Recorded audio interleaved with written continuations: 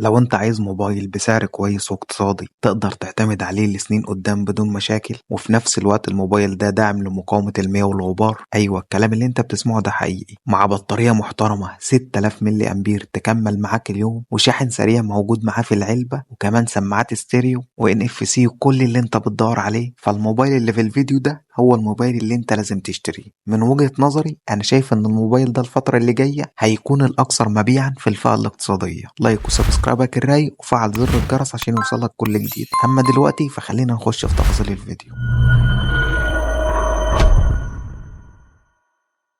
ريلمي سي 75 بيجي بتصميم أنيق جدا ومتين. الظهر شكله لامع ومميز لكنه للأسف بيبصم بسرعة، فلو انت من الناس اللي بتحب التليفون يفضل شكله نظيف هتحتاج تركب الجراب اللي بيجي معاه في العلبة. أما بالنسبة لوزنه اللي حوالي 196 جرام وسمكه اللي هو 8 ملي فهو مريح في الإيد جدا، بس لو بتستخدمه لفترة طويلة ممكن تحس انه تقيل شوية. الميزة اللي عجبتني جدا هنا هي إن التليفون حصل على شهادة IP68 و IP69، يعني مقاوم للماء والغبار بعمق يصل لمتر ونص لمدة 30 دقيقة، وده معناه إنك مش هتقلق لو التليفون وقع منك في شوية مية أو حتى لو قررت تغسله تحت الحنفية. الشاشة هنا من نوع IPS LCD بحجم 6.72% بوصة ودقة فول HD، وده بيضمن لك ألوان ممتازة وتجربة مشاهدة ممتعة سواء كنت بتتفرج على فيديوهات أو بتلعب ألعاب. اللي بيزود حلاوة الشاشة هو معدل التحديث 90 هرتز اللي بيخليك تحس بسلاسة رهيبة في التصفح أو الألعاب، لكن نوع الشاشة IPS مش أموليد، يعني مش هتاخد ألوان مشبعة بنفس المستوى، وده ممكن يكون عيب لبعض الناس.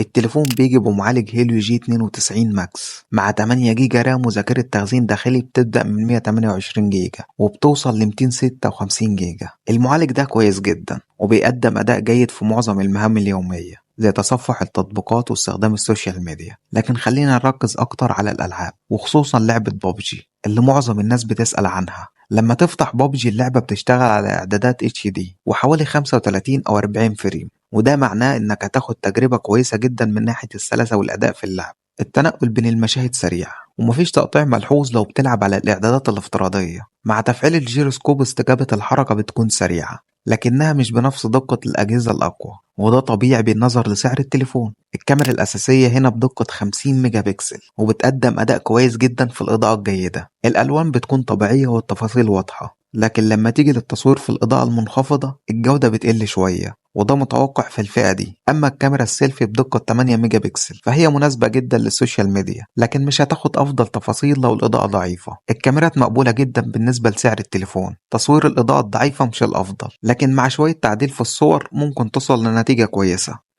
البطارية قوية جدا هنا بسعة 6000 ملي أمبير، وده معناه إنك تقدر تستخدم الموبايل طول اليوم سواء كنت بتلعب أو بتتفرج على فيديوهات أو حتى بتتصفح. الشحن سريع بقدرة 45 واط وهو نقطة مميزة جدا لأنك تقدر تشحن الموبايل بالكامل في حوالي 50 دقيقة. التليفون بيشتغل بنظام تشغيل أندرويد 14 مع واجهة ريلمي يو اي 5.0. الواجهة دي خفيفة وسهلة في الاستخدام وبتقدم مميزات زي الوضع الداكن وتخصيص الأيقونات والتحكم الكامل في الإشعارات. الواجهة هنا سلسة ومليانة مميزات حلوة، لكن لو انت مش بتحب التطبيقات المثبتة مسبقا هتحتاج تمسح شوية حاجات.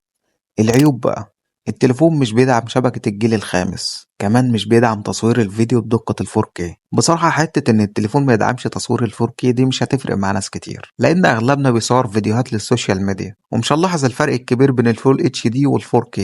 تالت عيب انه مش بيدعم منفذ سماعات ال 3 و5 ملي. ايه يا جماعة، هو احنا لازم نشتري سماعات بلوتوث دلوقتي ولا ايه؟ عدم وجود منفذ ال 3 ملي حاجة مزعجة جدا، يعني هتضطر تجيب ادابتر او تعتمد على البلوتوث. رابع عيب: دقة الكاميرا الامامية ضعيفة. الكاميرا السيلفي هنا 8 ميجا بكسل ودي نقطة مش حلوة لو انت من عشاق التصوير، يعني لو الاضاءة مش كويسة الصور ممكن تطلع باهتة او ناقصة تفاصيل.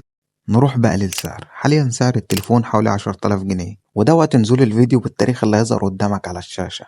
الخلاصة: ريلمي سي 75 بيقدم مجموعة من المميزات الحلوة زي التصميم المتين والشاشة الكبيرة ومعدل تحديث عالي والبطارية الضخمة، لكن لو الكاميرا والأداء العالي في الألعاب هم أولوياتك ممكن تحتاج تفكر في خيارات تانية. وده كان استعراضنا الشامل لتليفون ريلمي سي 75. لو عندك أي استفسارات أو تعليقات اكتبها لنا في التعليقات، وطبعا ما تنسوش اللايك والشير والاشتراك في القناة والجرس شغله عشان ما تفوتش أي فيديو من اللي جاي.